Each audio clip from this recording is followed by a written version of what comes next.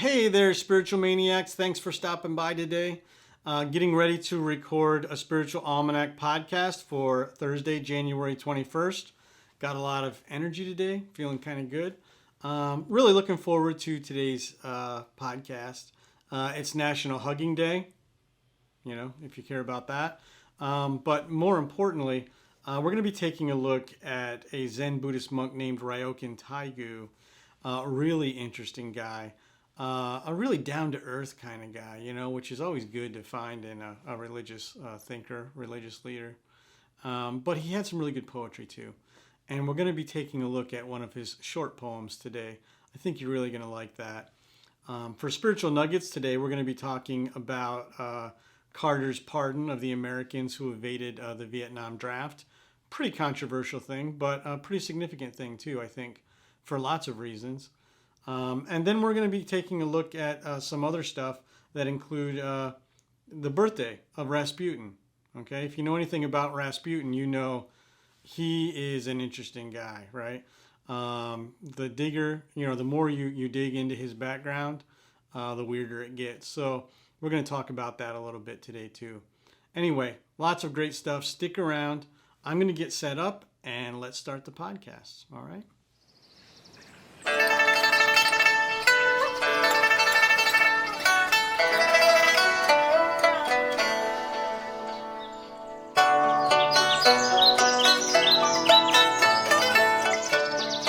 Welcome to a Spiritual Almanac. It's Thursday, January 21st, 2021.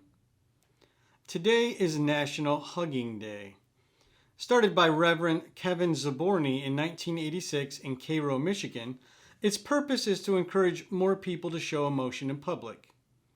If you decide to celebrate the holiday and give someone a hug today, do yourself and the rest of us a favor and ask first. Our inspiration for today comes from the great Zen Buddhist monk Ryokan Taigu. Nicknamed the Great Fool, Ryokan lived most of his life as a hermit.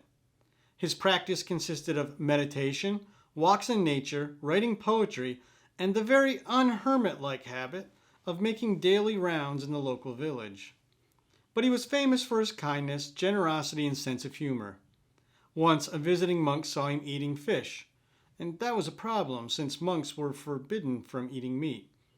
He asked Ryokan why, and Ryokan answered, "I eat fish when it's offered, but I also let the fleas and flies feast on me when I'm sleeping. Neither bothers me at all." Ryokan's poetry reflects the playful nature of the Zen tradition. Although he refused the title of poet and never published his work in his lifetime, he continues to be one of Japan's most beloved poets. In today's reading, Ryokan gives us a peek into his humble philosophy of life and offers some pretty good spiritual advice too, especially for those of us living in the consumer age. It's a short poem titled, "You Do Not Need Many Things." My house is buried in the deepest recess of the forest. Every year, ivy vines grow longer than the year before. Undisturbed by the affairs of the world, I live at ease. Woodsmen singing, rarely reaching me through the trees. While the sun stays in the sky, I mend my torn clothes. And facing the moon, I read holy texts aloud to myself. Let me drop a word of advice for believers of my faith.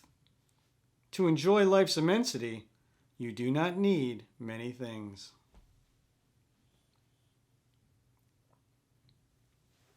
Some more spiritual nuggets for you today. On this day in 1977, President Jimmy Carter pardoned Americans who evaded the draft during the Vietnam War.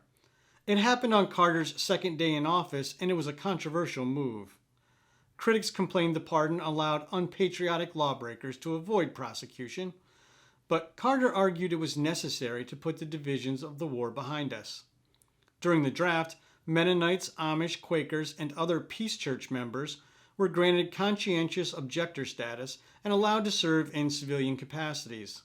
Other draftees simply fled north to Canada, and about half of them stayed there permanently, even after the pardon went into effect.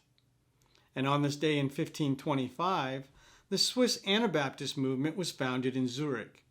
It started when a group of radical evangelical reformers broke ranks with Ulrich Zwingli, the leader of the Reformation in Switzerland. Reforms weren't moving fast enough for the radicals, but their key sticking point was the baptism of infants. They objected to the practice of infant baptism on the grounds that it isn't mentioned in the Bible, and their refusal to baptize infants carried forward into many of today's fundamentalist and evangelical Christian churches. Today is also the birthday of the Russian mystic Grigory Rasputin in 1869. Born in Siberia, Rasputin became an advisor and healer to the Romanovs.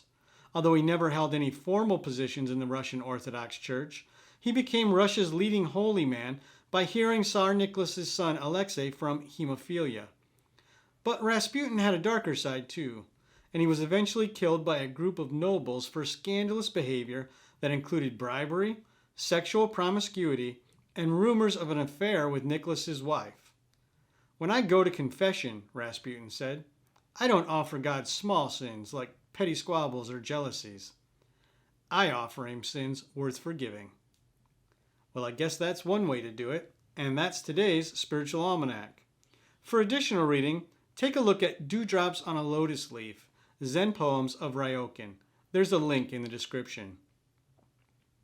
A Spiritual Almanac is a production of Granola Soul. You can find a text version of today's episode, Ryokan's You Do Not Need Many Things, and other resources at our website, granolasoul.com. Thanks a bunch for stopping by. Be kind, take care of each other, and I'll see you tomorrow.